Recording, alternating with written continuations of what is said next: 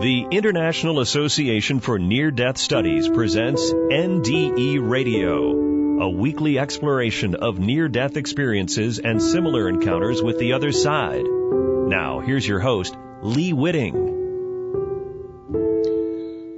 Welcome to NDE Radio, brought to you by IANDS, the International Association for Near-Death Studies. I'm your host, Lee Witting. Descriptions of near-death experiences going back as far as the account of the soldier named in Plato's Republic indicate that we have a hand in choosing the circumstances of our lives, even before we live them. Some accounts describe how we may choose our parents, our gifts, and our handicaps before we are born or born again into this life. Once here, the stories go, we usually have to deal with the hand we've chosen. Today's experiencer, however, has a different story to tell.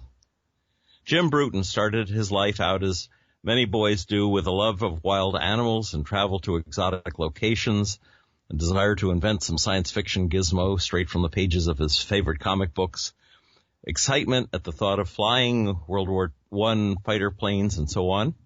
One way Jim is different from most people is that he actually realized his childhood dreams. He lived in Africa for years and has an Emmy for his film work with National Geographic Television.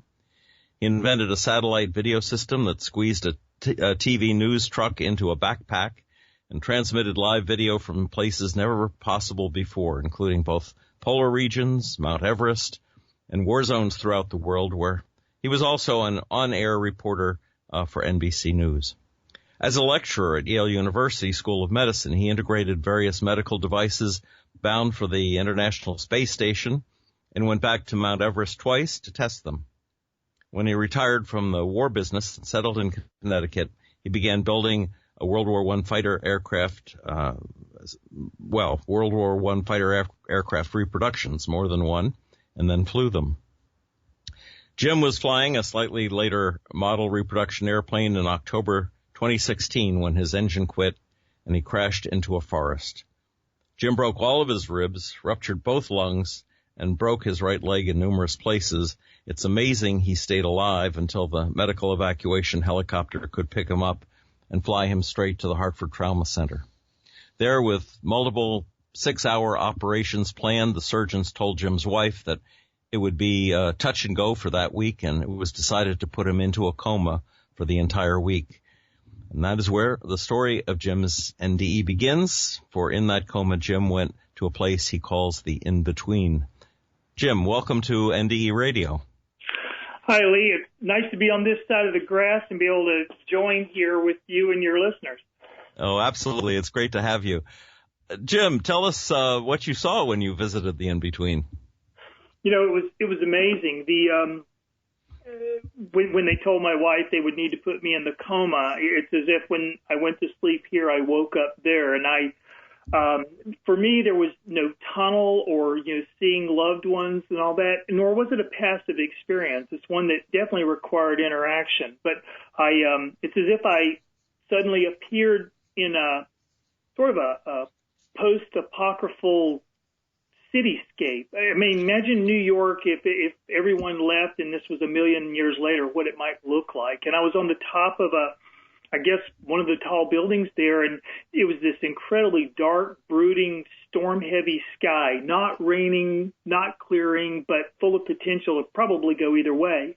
And I looked over to my left, and I saw this large, strangely shaped egg-type structure made out of, let's say, like a lattice work of metal.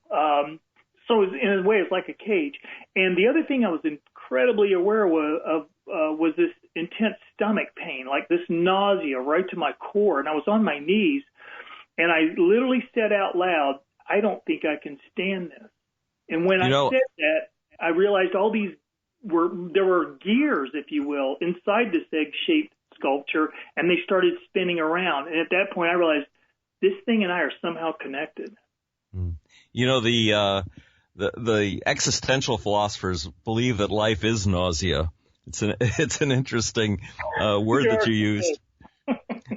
I wanted to ask you, in one of your written descriptions, you say that it was an amazing panoramic skyline of a purgatorial city a Gothic world with no sounds. And I thought purgatory is a very heavy word, but it means that you were maybe still on earth if you were any place, if you can identify a place as such in this experience.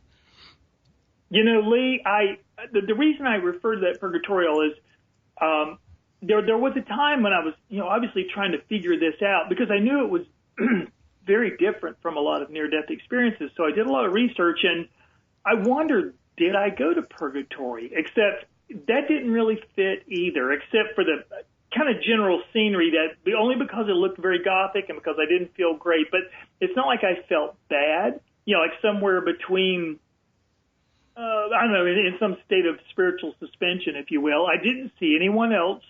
There was no real clue, if you will, to say it was purgatory other than the way it looked. So I just kind of continued to go on it. And actually, how one of the hallmarks of a near-death experience is sometimes either seeing people and feeling love or meeting a higher being and feeling an unconditional love. And when people asked me about that, I said, no, I came to realize that my being there was a blessing and that I was being given an opportunity to change my future, to become a better person, that the past is dust, so the choices before me were a fruit of my past, and in so doing kind of defines a life review, if you will. But really, the main thing here was that it was more like going to boot camp. No one says when they go to boot camp, this is somebody showing me love. And there are not too many mothers who would want to watch their sons go through it. However, it's designed to give you the strength and the experience to make the right decisions in the future to allow you to survive and to lead others. And so I kind of looked at it like that. So it's like, if it's God doing this, it's not like he needed to come down and show himself in the way that many NDEs describe the experience. But for me, it was like excuse me, and to your listeners, it's like he needed to kick my butt. And it's like, okay, you've got my attention. We all need some of that, I'll tell you. Well, tell the listeners about this 4-story egg-shaped structure that you saw. Sure. And I even, after months and months and months of really dwelling on this, meditating it, and even still being connected to it, I realized that the shape of the egg was perfect because it represents the state of becoming. And what was becoming, like I said, it was housing these gears inside. And they were a special kind of gear called a sector gear. A sector gear is literally, how a gear is all the way around, like you might open up a watch or something and you'll see these little round gears. A sector gear is a portion of that. So it's a portion of that arc. So it might only be in other words, it has a beginning, a middle, and an end rather than just going around and around and around. And I thought, well, that's interesting. And you generally only see these types of gears in clock-like mechanisms. Again, very symbolic when you're looking at your future. And you imagine these experiences represented by these gears, these thoughts, words, and deeds you would come to think, say, or do would have a beginning, a middle, and an end. And each tick by one tooth at a time, each, let's say, second at a time. And I remember I would look at these gears and I could actually see, it's as if I saw what each one represented as like a little video feed playing in my head. I saw going to an amusement park with my future grandchildren. I saw going to a large home renovation store for a home renovation project I was doing. But I don't know why I knew I could do this, but I reached through that lattice work of the egg to touch these gears. And when I did, some made me feel even more nauseous. And somehow I knew I could grab that gear, pull it out, wiggling it through that lattice, and I literally threw it away. And as soon as I did that, all of the gears started spinning around again, essentially recalibrating to a future that is now not going to happen. But they would fit together because that's the beauty of God's creation. And I just kept doing that. And interestingly, most of these gears I perhaps represented as further in the future. I had to reach up high inside the egg, and I couldn't see them. I could only go by feel. And so think about it. Think about the beauty of that for a moment. If one of those gears said, you're going to win the Powerball one day, but you're going to become a really bad person as a result, or you're going to have unfortunate circumstances occur in your life as a result. Seeing that might have interfered with my ability, my having the strength to pull that gear out. But just by blind feeling it and feeling the pain of that possibility, I was able to use that as my guide to pull it out. So I could apologize for not being able to use some high moral compass to make these decisions and just using physical pain. But I guess at the end of the day, as long as we get to where we're supposed to go, little does it matter. Mm-hmm. Now, you described some of those gears as not solid. They were both solid and not solid. And you said it was like a 4D model of time. Yes. Were you able to grasp the not solid gears? The thing is, I would say I was able to see what they represented, and I was able to feel them, but I'm not sure. You know what? I won't say no, because, like I said, the ones that I really reached to throw away are the ones I couldn't even see. So if I saw them, I might say, well, they're the more ghostly type gears, or perhaps the less certain. What I believe I was actually seeing here was the wealth of probabilities at any given moment. Meaning, when you're standing before a big decision and you can choose left or right, or to take this job or that job, or, to engage in an opportunity or with a person or not, there are actually many, many ways that could go. And I was literally seeing, I don't know if I could say I was seeing all of them, but I was certainly seeing more than I could from this plane of creation.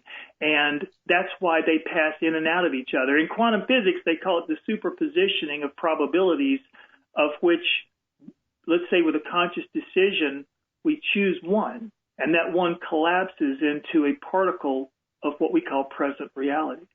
Mm. Now, you started to, at some point, hear a voice in your head. Tell us about that conversation. Well, it's interesting. You know how whether we read a book or whether we hear someone's voice, it's as if there's a common endpoint, like a projector and a screen in our head upon which that information is projected. If we're reading and we have our imagination and we imagine the voice is speaking, we project that on that screen. If, like right now, as I hear you speak, it's going through my ears and projecting on that screen just the same. It's like with this, I guess for want of a better word, telepathic conversation. It's like it's just directly projecting on the screen. So it's not even able, I'm not even able to say I heard thoughts. It's like, nope, there's that information right there. And I will say this, the main thing I've even written a narrative of what we talked about and what we said. I said, what is this all about? And it said, this is your opportunity to clean up your future. And it's even easy to say, well, why couldn't you do this? And say, well, that would be breaking the rules. But I can create a moment in which you can do the work. And I even wondered, well, why aren't the gears turning now? And I truly believe that's because I was in a single split-second moment of time. And we've all heard with NDEs over on the other side, time passes differently than here. And it may seem to pass quick or slow. I really do believe I was in a split second there while my body aged 1 week here. And because of that 1 second, that's why the gears weren't turning except to recalibrate due to my changing them. And I'm just blown away by, no matter how deeply I dig into it and how, the detail I pull back, it seems to remain internally consistent logically. And actually, I've come to understand much more about the experience by studying quantum physics than going back to all my comparative spirituality books, though I haven't tossed them out. I'm just saying it's really interesting what I'm learning about this. And part of the narrative really was when I left, literally, that voice said, all things are interconnected, and pay more attention to your relationships. And I've had some amazing unfolding recently about those very things, and not in the way we would typically think. Like, I came back thinking, well, maybe it just means I need to pay attention to more people because, perhaps I'm an introvert too much or something like that. But it really had to do with, by making these better choices, people are going to respond to you in a different way, in a way that actually improves your self-image, your self-worth, what you can contribute to others. And in so doing, that will elevate your sense of self. And then I might actually have you go back and meet with people who think you're the old self and they talk to you in a different way. But now, because of the detachment I also give you from this experience, it'll all run off your back like water on the duck's back, and you will not be affected by it. You'll simply see it for the process it is, and you will understand that essentially, again, I am rebirthing you into a new person. You said at one point, or you heard at one point, the pain each choice has is your guide. Yeah. And then you asked a question, and the answer was, "You're not here to feel good." Yeah, that's correct. And I can explain that. Think about it. If whenever we do something and we feel good, that means we've just come from a state of feeling less good. In making these choices, I mean, here's the thing I'm thinking. If we were all enlightened souls, we would, doing the things that would make us feel good would be our standing state every day, every moment. We would always feel good. That would be the new normal because we're always living right, thinking right, doing right. So there would be that perfect equanimity in which there aren't really the highs and the lows of feeling sad, feeling happy, whatever. And so I think that's part of what it was you're not here to feel good. You're here to focus on change. But even in removing bad choices and seeing and making my future more about the good choices, was that standing state of it being right is now so that it results in the fact that you're not here to feel good because you're not. Doing good and feeling good is going to be your standing state. In other words, I don't mean to make that sound more confusing than it is. Well, you would clearly you prefer the language of quantum physics to the language of spirituality, but one of the things you were told was that grace is our salvation, that no one deserves heaven, it can only be given by grace. And that certainly speaks a spiritual language. Oh, yeah, of course. And I don't see the two as separate at all. I mean, I think God is totally in tune with quantum physics and everything. And Max Planck, who was born before the Civil War, who came up with quantum physics, he definitely believed in God. And I don't see the two as needing to be separate at all. But anyway, yeah, one of the things is that my understanding was that, yes, there really are people here who can read your destiny on your palm or on your forehead or in the stars. But in a way, what good does it do you if you can't change it? That it changes sometimes because of the introduction of God's grace. And that is not written in any palm or any forehead or in any star because it's moment to moment. Again, we get back to that singular present, which I learned the term over on the side called the impossible now. It's impossible because of its thinness, and it's impossible because of the infinitude of how wide it is. It goes across universes. And I just referenced Max Planck as the inventor of quantum physics, if you will, and there's a unit of measurement called Planck time that is used in quantum physics. And I think it's something like 100 millionth of 1 trillionth of 1 trillionth of 1 trillionth of 1 second. That's how short that is. So that gives you a real sense of what now is like. Mm. And there were times, actually the times when you could reach in and pull a gear out, you said when the gears had stopped. You suppose that was one of those infinitesimally small periods of time when everything would freeze for you to make that change? Yes. In other words, by me being there with only 1 second and not really, doing much here in life because I was in a coma, I guess it's almost like, you could only work on a car engine if you turn it off, or if you worked on a car engine that's running because you're moving at the speed of light. As we even Einstein, E equals MC squared, said, as matter approaches the speed of light, time slows to zero, distance contracts to zero, and our mass increases toward infinity. Meaning, since light is the only thing that can go that fast, as we become light, time slows down. The distance between us, meaning we start to approach being everywhere all at once and weighing everything there is to weigh. In other words, we become one with the universe. And this was Einstein. So I think that by being in that state of being that is much closer to light than matter, that is why time could slow down. And even though I am still breathing here, even though I'm in a coma for a week, my engine essentially was slowed down enough that I could work on it there and improve my future. Another thing that he's told me, he said, because throwing out all these gears, I said, is my life going to be shorter as a result? There are a lot of gears here. He said, your breaths are counted. Let me worry about your last one. That your, I'm trying to remember now, but it was very profound in terms of understanding that it's almost not important. What was important was, again, not whether I was going to win the Powerball or when to buy low and sell high, but it was important that I see the beauty of how God's creation fits together, even if we're given that grace to make those changes in our future. And I even said one time, I said, it's really is painful here changing my future. And I said, your being here is an answer to a prayer.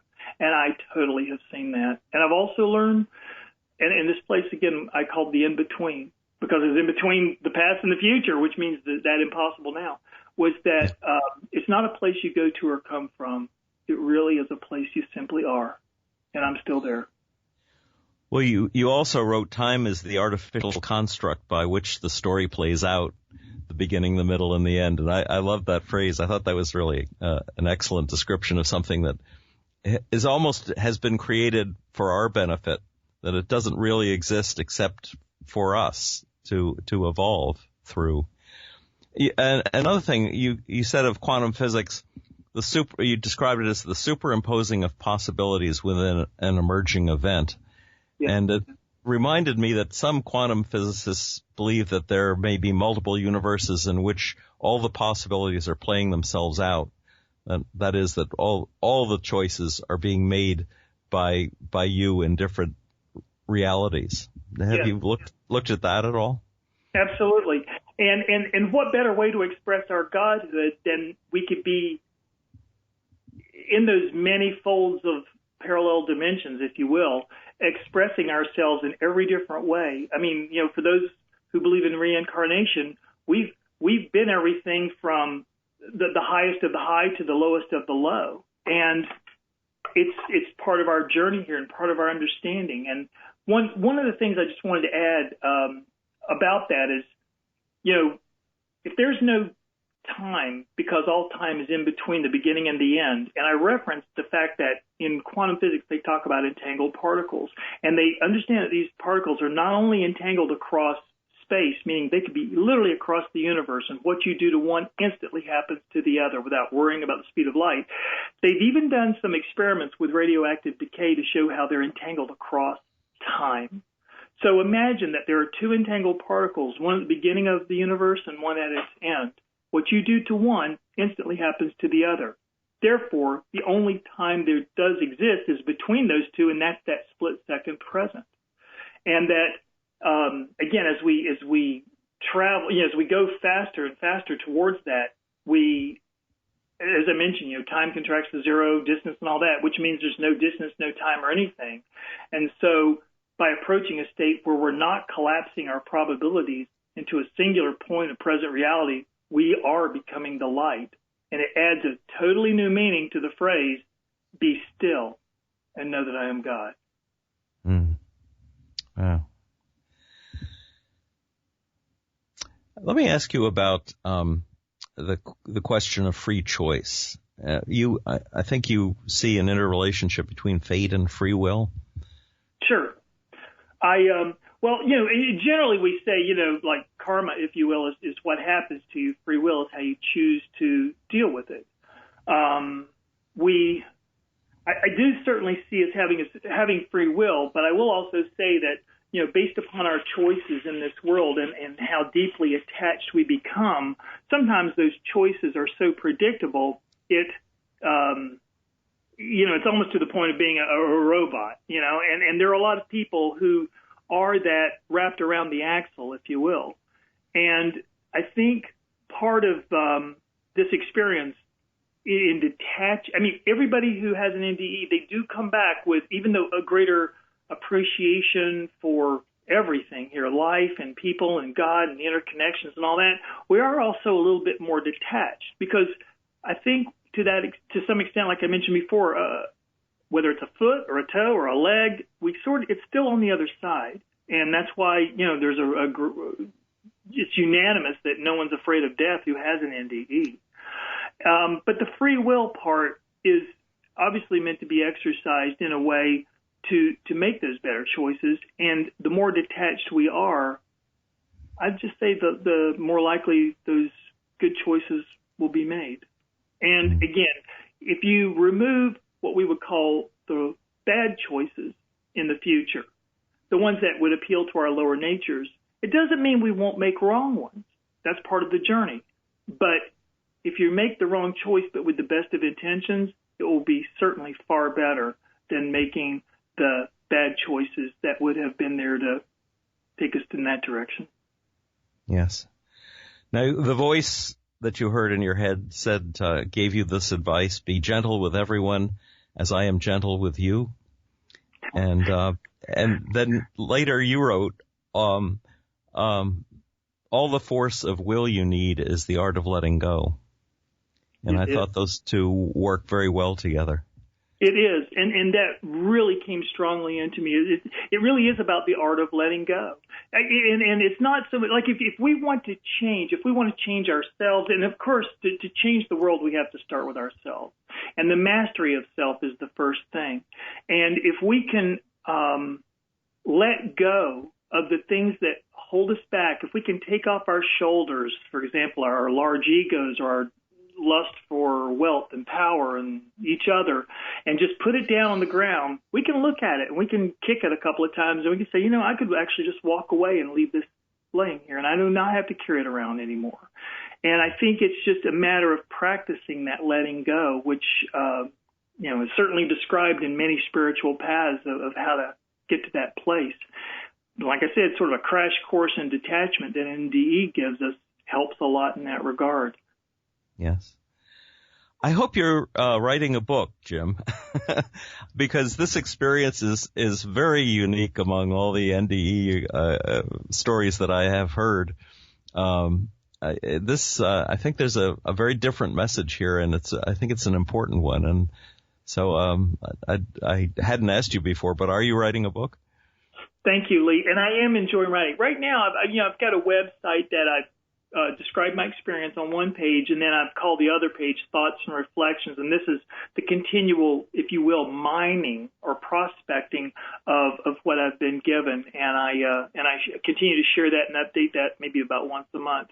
I am working with a screenwriter, actually, who she herself had an NDE, a shared NDE when her father passed away, and she has seen something very similar to what I've seen.